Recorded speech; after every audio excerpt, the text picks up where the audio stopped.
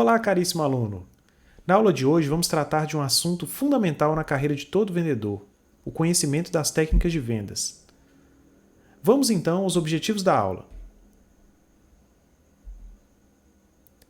Nesta aula temos como objetivo conhecer as fases de uma venda. Esperamos também ao final que você saiba como proceder em cada fase de uma venda. Vamos lá!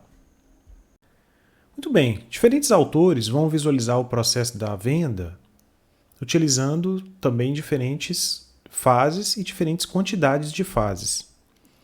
Vamos utilizar como referência aqui a proposta utilizada pelo professor Carlos Alberto Martins, da Fundação Getúlio Vargas. Ele define o processo de venda como aquele que é organizado em 6 etapas, ou 6 fases: pré-abordagem, abordagem, levantamento de necessidades, apresentação do produto e serviço, fechamento e pós-venda. Vamos falar sobre cada uma delas nesta aula. Vamos começar então com a pré-abordagem. Bom, a expectativa na fase de pré-abordagem é que você organize, prepare, planeje a entrevista que você vai realizar. O vendedor ele precisa organizar bem o seu tempo, porque perder tempo é perder vendas. Então ele precisa se preparar direitinho antes de realizar esse primeiro contato, de começar a negociar, de apresentar o produto para o cliente e claro, fechar a venda. Martins ele vai enumerar então algumas atividades que são necessárias nessa fase de pré-abordagem. Bom, se você vai visitar clientes, você precisa confeccionar um itinerário dessas visitas e você precisa se planejar para o mês, para a semana e para o dia também, para que você não fique dando voltas inúteis de carro ou que você fique perdido de repente para visitar um cliente e não sabe direito o endereço. Essas coisas todas precisam ser pensadas e planejadas antes, para você não desperdiçar nem tempo e nem aumentar as despesas de vendas da empresa, que também seria um problema. Uma atividade também importante antes de ir até o cliente, nessa etapa ainda que você está organizando, se preparando, planejando, é segmentar os clientes. A segmentação de clientes pode ser feita pelo faturamento deles, ou pelo perfil de compras, ou pelo volume de compras. A empresa vai definir qual critério vai ser utilizado e esse critério deve ser adotado para segmentar os clientes e definir também até mesmo a quantidade de visitas semanais ou mensais que vão ser realizadas. Estamos considerando aqui nesse cenário, claro, um vendedor que vai até o cliente. Um fator também muito importante nessa etapa de pré-abordagem é pesquisar junto a outros fornecedores a essa empresa que você vai visitar. Você precisa conhecer a empresa primeiro. Então você vai pesquisar na internet essa empresa, você vai conversar com fornecedores. De repente, no contato com outros clientes, você vai obter algumas informações sobre aquela empresa. Muitas vezes ela vai ser até mesmo indicada por algum deles, ou fornecedor, ou um cliente. Então sempre é interessante a gente conhecer um pouco do cliente antes de realizarmos a visita. Você precisa saber como que é essa empresa, onde que ela tem escritório, de repente o organograma dessa empresa, onde que fica a matriz, se ela tem algum convênio com alguma entidade sem fins lucrativos, quantos funcionários que ela tem, que produtos ela vende, quem são os seus clientes. São todas informações muito relevantes sobre essa empresa que você pretende visitar. Uma coisa muito importante na operação de venda também é entender qual o potencial de compras desse cliente.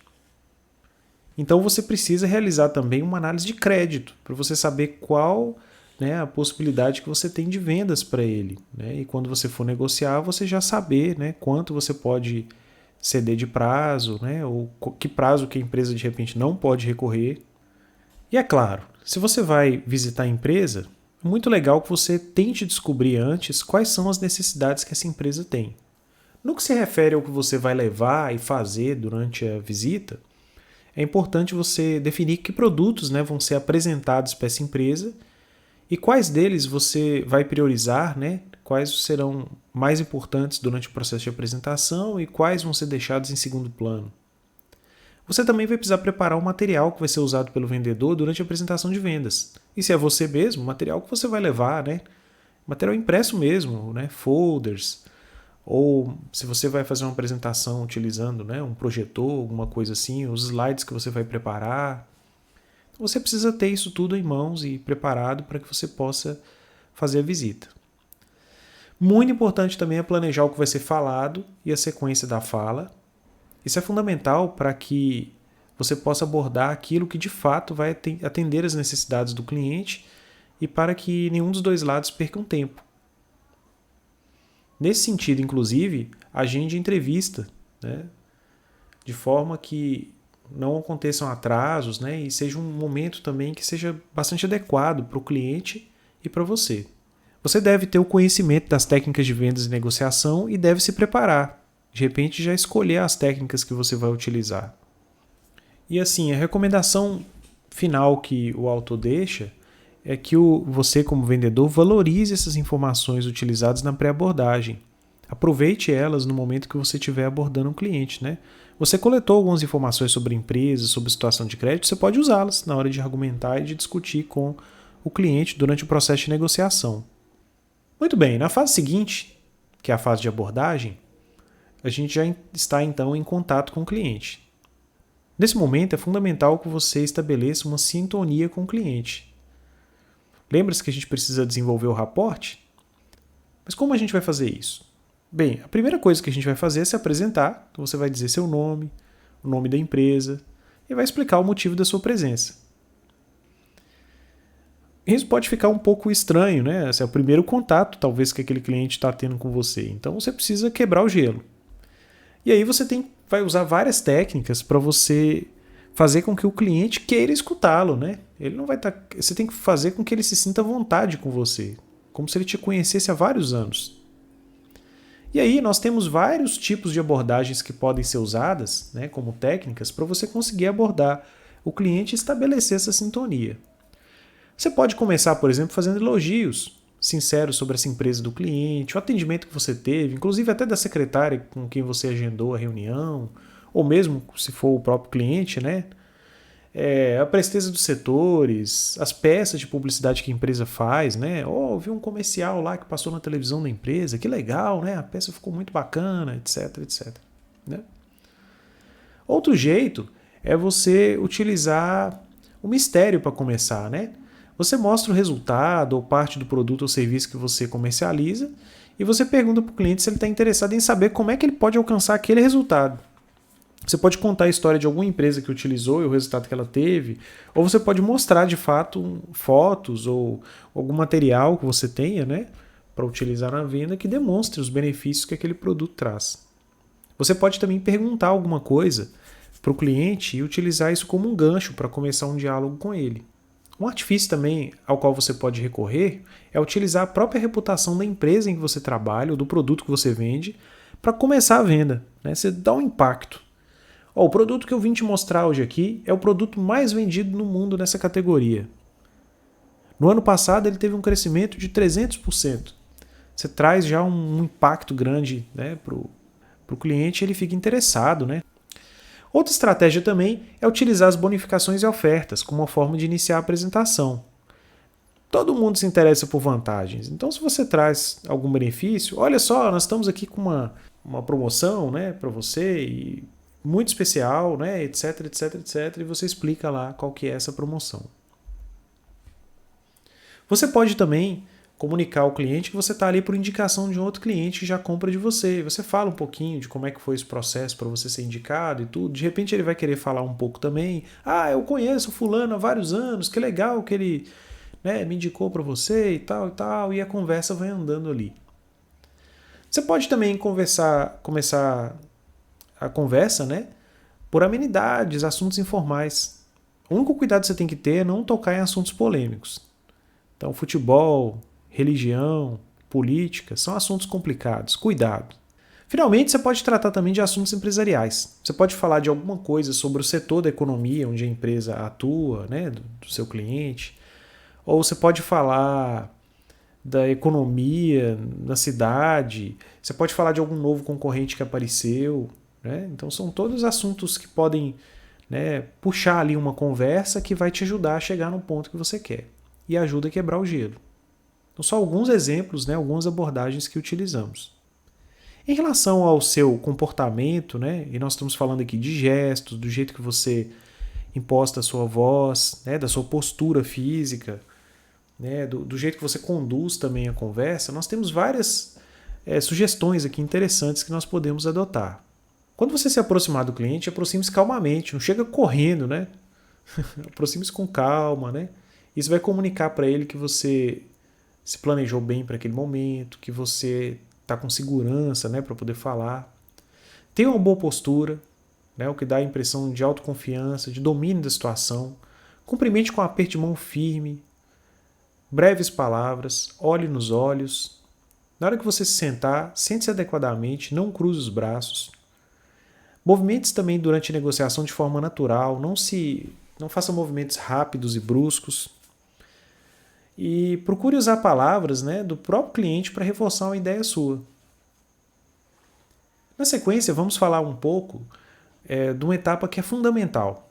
Uma vez que você abordou o cliente, você já está em contato com ele, você já quebrou o gelo, você precisa entender direito quais são as necessidades da empresa. Algumas dessas necessidades você já levantou na etapa de pré-abordagem, mas você precisa confirmar isso quando está conversando com o cliente. E ele também precisa saber que você quer saber, né, o que ele precisa. Então, um momento extremamente crítico. O cliente só vai comprar um produto se ele perceber valor. E o que é o valor para o cliente? Aquilo que atende às necessidades dele. Nós não vendemos, na verdade, um produto ou serviço em si, né? A embalagem, o produto físico ali. Nós vendemos benefícios. O benefício é definido como o encontro completo e harmonioso do produto e serviço com a necessidade que o cliente tem.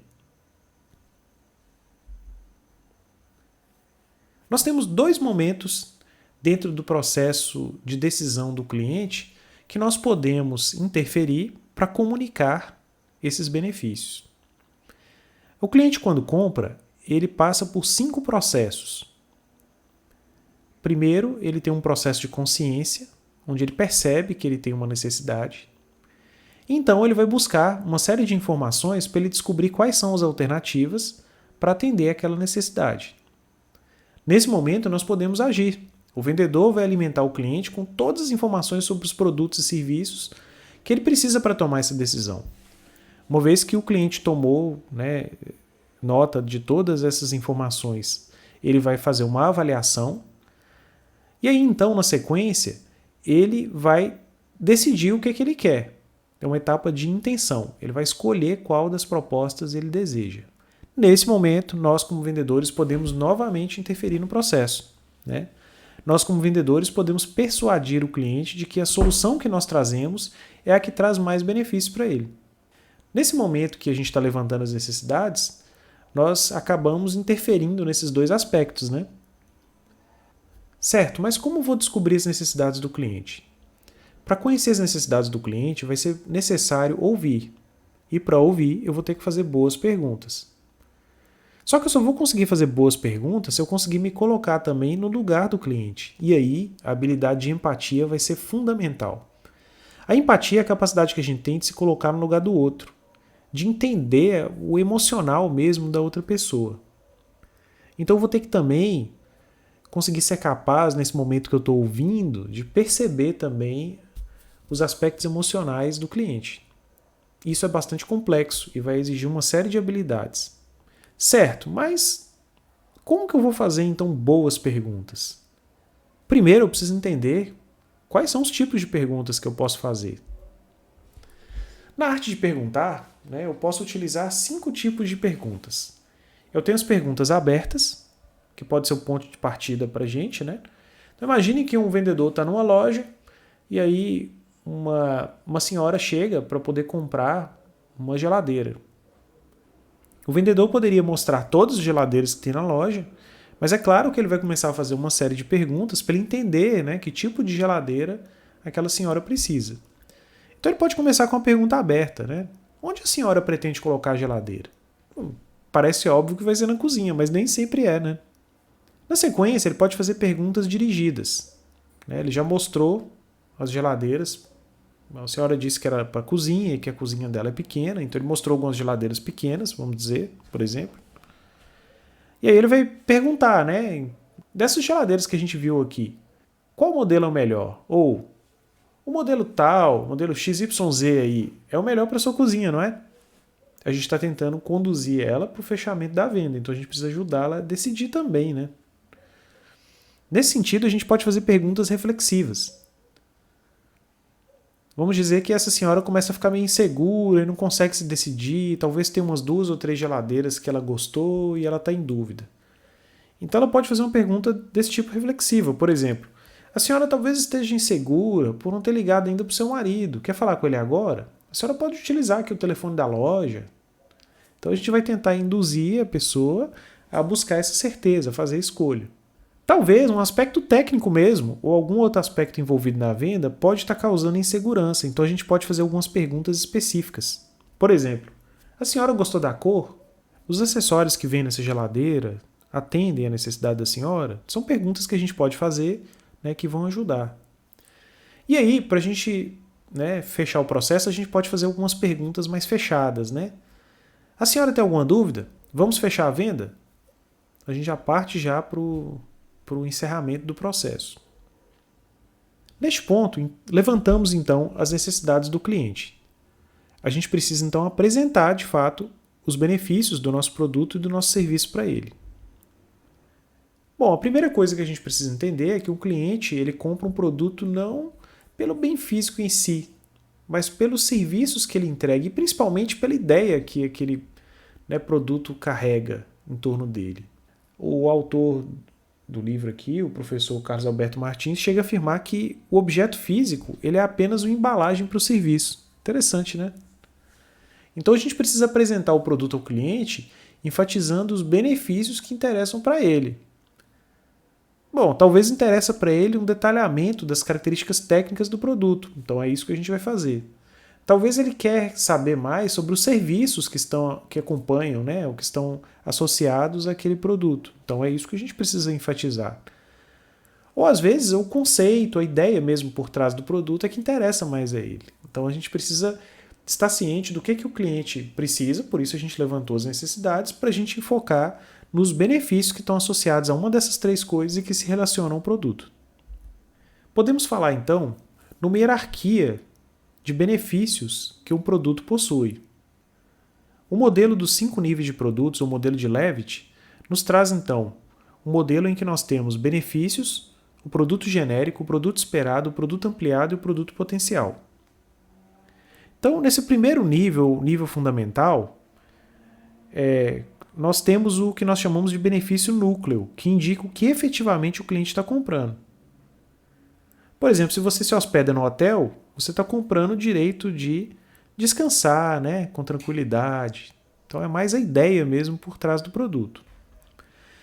Num segundo nível, está aqui desenhado em cinza, né, a gente tem um conceito do produto genérico. Né, a empresa precisa transformar esse benefício núcleo em um produto básico. Né, nesse exemplo que o autor dá do hotel, tem que oferecer cama, roupa de cama, banheiro, mesa para o cliente. Podemos falar então num terceiro nível, que seria o do produto esperado. Nesse nível, a empresa já prepara um produto esperado, ou seja, disponibiliza um produto com atributos e condições que os clientes esperam e que concordam ao adquirir esse produto. Por exemplo, se eu vou ficar num hotel, vou dormir lá, no mínimo eu espero que o hotel esteja limpo, né, que tenha iluminação adequada, toalhas, uma cama, né, adequada para eu poder dormir. Bom, se a gente subir aqui, né, de nível, a gente tem o que a gente chama de quarto nível, ou nível do produto ampliado. Nesse nível, a gente vai tentar extrapolar a necessidade ou a expectativa do cliente. Então eu posso, por exemplo, colocar uma conexão com a internet e uma série de comodidades, por exemplo, no meu hotel, que outros hotéis talvez não tenham na região e que vão criar um diferencial. Bom, no quinto nível, que é o do produto potencial, nós vamos considerar todas as ampliações que o produto poderia ter no futuro. Então nós estamos falando de evoluções que o produto poderia ter mais à frente. Então, a gente poderia fazer um hotel, por exemplo, que registrasse, né, um quarto de hotel inteligente, por exemplo, que registrasse as preferências, né, do nosso cliente, e aí quando ele voltasse, o quarto se ajustasse automaticamente. Então, ele gosta de deixar a luz a 50%, geralmente deixa o ar-condicionado a X graus, e aí quando ele volta, o quarto se regula sozinho, já reconhece que é ele e se regula. Isso inclusive existe, né? Tem um hotel, o Ritz-Carlton, que faz isso nos Estados Unidos. Então isso é uma questão que a gente poderia evoluir no nosso hotel aqui brasileiro. Só para dar um exemplo, né? Então veja que quando a gente fala de produto, a gente está falando uma hierarquia, né, de benefícios que poderiam ser considerados.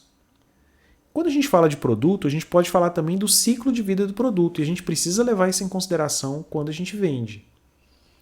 Os produtos, eles têm uma validade, vamos dizer assim, né? Eles passam por um ciclo de vida durante a sua comercialização. Quando o produto entra no mercado, na fase de introdução, o jeito que nós vamos vender vai ser um pouquinho diferente do que nas outras fases. Nessa fase de introdução, a gente vai ter que mostrar que o nosso produto é diferente, né, que ele é inovador. Ele vai precisar ganhar um espaço no mercado que já tem outros competidores, talvez. Então, a empresa, em termos de estratégia de marketing, ela vai investir, né, na divulgação, né, desse produto, ela vai investir nas forças de venda para que elas alcancem os clientes e que eles conheçam o produto. O produto vai ampliar suas vendas, vai crescer, né, ao longo do tempo. Veja que está representado aqui na curva, né, que ao longo do tempo o produto aumenta o seu volume de vendas. Então a curva sobe aqui. Bom, ele tem uma etapa então de crescimento, em que o produto vai alcançando aos poucos a sua maturidade no mercado. Nessa fase, então, ele já teve o seu espaço garantido, né? Os clientes vão ficar satisfeitos, o produto começa, né, a aparecer mais e as pessoas começam a comprar mais, ele começa a avançar, né? Um problema que a gente tem só é que o preço de venda começa a cair, né? Porque acaba que os concorrentes vão aparecer no mercado. Então, embora a empresa entre numa estratégia de dominação no mercado, né? Ela consegue alcançar, né, uma grande fatia, outros concorrentes veem aquilo como oportunidade e lançam também produtos concorrentes. Numa terceira fase, que seria a fase de maturidade, o produto já se estabeleceu como o principal produto, todo mundo já conhece, o cliente já conhece, já usa o produto, já conhece também os defeitos do produto, já sabe lidar, né, com ele, já o considera como a referência, né? Ele alcança de fato um grande volume de vendas, mas aí, em algum ponto as vendas começam a cair, porque o produto vai talvez perdendo os seus diferenciais. E aí, o que vai segurar, né, e vai aumentar o ciclo de maturidade dele é justamente a adoção de estratégias de diferenciação pelo marketing da empresa. Então ela precisa oferecer alguns benefícios extras para poder manter aqueles clientes que ela conquistou e continuar vendendo o produto. Numa fase seguinte, que é a de declínio, o produto vai perdendo, né, a sua capacidade de atender as necessidades do cliente, ele vai perdendo, né, a percepção de que aquele produto traz benefícios, as vendas vão caindo ao longo do tempo, né, o produto vai perdendo a sua atratividade e a empresa precisa adotar então uma estratégia de reposicioná-lo, de repente para um outro perfil de cliente, né, ou modificar um pouco o seu formato para que ele atenda outras necessidades e continue, né, sendo vendido, até onde der. Provavelmente ele vai ser superado por algum outro produto que a própria empresa pode lançar, né, ao investir no lançamento de um novo produto e aí recomeçar todo o ciclo. Assim, é fundamental que eu, como vendedor, conheça em que estágio do ciclo de vida do produto está o produto que eu estou vendendo. Né? Se ele está na fase de introdução, ou de crescimento, ou de maturidade, ou de declínio, para que eu possa utilizar as estratégias adequadas na hora que eu for vender. Bom, apresentamos o produto, né, ou o serviço ao cliente, ele já sabe quais são os benefícios. Agora ele precisa decidir. E aí nós vamos para uma etapa fundamental para o processo da venda, que é o fechamento. O fechamento é o ponto culminante da venda. Então o vendedor precisa se treinar para esse momento. O primeiro ponto é que ele precisa manter o autocontrole. Ele não pode ficar ansioso ou aflito. Precisa ter um equilíbrio emocional. Nessa etapa, o vendedor deve saber recolocar de certa forma, resumir, né, tudo aquilo que o cliente disse naquele momento em que ele apresentou o produto e ele foi fazendo as perguntas, né, para saber se a necessidade dele foi bem entendida. Ele precisa também saber perceber tanto os sinais de compra verbais quanto os não verbais. O vendedor precisa saber o momento certo de fazer a recomendação, né, quando o cliente, principalmente quando o cliente está indeciso, né, entre 2, 3 produtos, ele recomendar qual o produto certo. Ele precisa fazer isso no momento certo, explicando com clareza os benefícios. Veja que é uma questão complexa, né? Exige uma série de conhecimentos, habilidades e uma experiência por parte do vendedor. Nós temos então algumas estratégias de fechamento da venda que a gente pode utilizar. Uma estratégia muito utilizada é a estratégia do fechamento direto. Então você é bastante direto mesmo ao cliente, né? Agora que todas as suas dúvidas foram sanadas, vamos tirar o pedido? Só que você tem que fazer essa pergunta na hora certa. É perigoso, né? O fechamento também pode ser obtido por meio de um resumo, né? Bom, pelo que vimos, as necessidades que você apresentou quanto a isso, aquilo outro, são totalmente satisfeitas pelo nosso produto ou pelo produto X. Então, vamos lá tirar o pedido? Vamos fechar? Outra possibilidade também é utilizar a escolha do cliente como estratégia para o fechamento da venda. Estou vendo aqui que você gostou desses 2 produtos, né? Qual deles você prefere para que eu possa tirar o pedido? Você pode também utilizar a objeção residual. Bom, estou vendo aqui que sua única preocupação no momento parece ser preocupação X ou Y, preocupação tal. Se eu eliminar esse obstáculo, né, eu posso tirar o pedido? Geralmente quando a gente está levantando as necessidades, apresentando o produto, o cliente vai fazer algumas objeções, ele vai apresentar algumas dúvidas, vai apresentar alguns questionamentos. Pode ser que você respondeu, mas mesmo assim ele ficou inseguro. Então se você está vendo no final lá do processo da venda que ainda ficou alguma objeção sobrando, né, uma objeção residual, você pode tentar, né, fornecer um benefício extra para eliminar essa objeção em particular e resolver o problema, né, e garantir que a venda seja fechada. Então, estratégia muito legal também. Outra estratégia é utilizar, né, você inferir, né, ou você deduzir que a venda já foi concluída. Né, você comunicar isso para o cliente. Gostaria que você me informasse agora o local de entrega para que eu possa tirar o pedido. O cliente nem falou que ele já escolheu, mas você já pede a informação seguinte, né, dessa afirmação para forçar ele a decidir. Você pode também mencionar a quantidade de clientes satisfeitos. Olha, hoje eu já fiz mais de 30 vendas desse produto aí, ou nessa semana, né, para clientes com a mesma necessidade que você. Todo mundo está satisfeito. Eu acho que você devia fechar agora e ser mais um, né? Você pode também demonstrar o uso exaustivamente. Olha só, vou te mostrar aqui de novo como funciona. Não é bom o resultado? Você pode mostrar várias vezes até o cliente se sentir seguro, né? Se ele precisa tocar, se ele precisa manipular ali o produto, né? Ele vai sentir que de fato aquilo funciona e, né, fazer a escolha. Você pode também segmentar a decisão do cliente. Então, você já escolheu X e já escolheu Y. Agora só falta a gente fechar o Z para que eu possa retirar o pedido. Outra estratégia também é fazer comparação com os concorrentes. Veja só essa função do nosso produto, ela é 3 vezes melhor que a do concorrente. E o preço, pouca coisa maior pelo benefício que você vai ter. Vamos fechar? Outra estratégia é formar barreiras, né? Você faz várias perguntas e induz o cliente a responder sim a todas elas. Olha, a gente comparou aqui esse produto com o outro, ele é melhor, não é? Sim. Então, cada pergunta que você vai fazendo, ele vai falando sim. Chega um momento que ele não vai ver motivo para recusar aquela proposta, ele vai acabar escolhendo. Outra possibilidade também é você aumentar o valor. Você pode oferecer um brinde ou uma condição inesperada que torne essa compra imperdível para ele.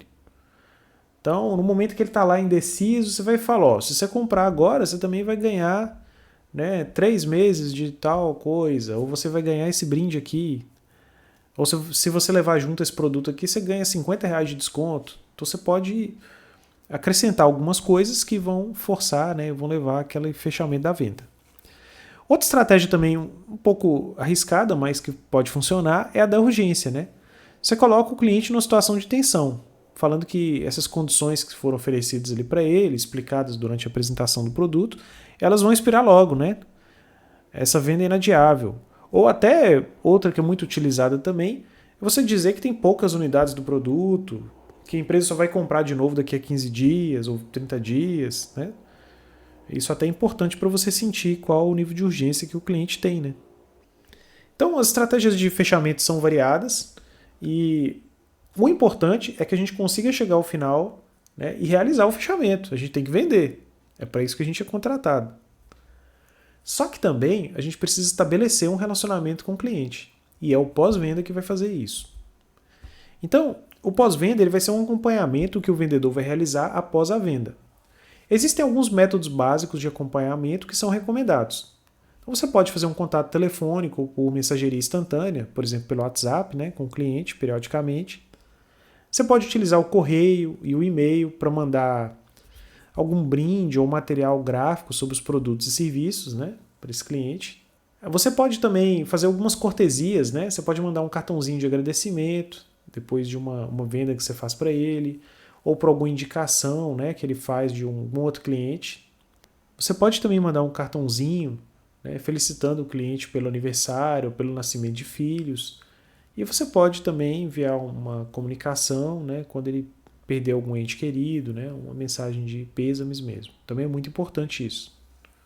A empresa também pode oferecer ingressos para eventos especiais, né, como coquetéis, jantares, shows, jogos, ou realizar eventos, né, como um almoço, por exemplo, ou um jogo de futebol, né, e convidar os clientes ali para participarem. E claro, é fundamental que o cliente realize visitas periódicas para manter esse relacionamento. Muito bem, neste ponto, concluímos então a nossa discussão sobre as fases da venda. Esperamos que você tenha entendido como proceder em cada etapa e que isso seja muito importante para a sua carreira. Caso tenha dúvidas, entre em contato e até a próxima.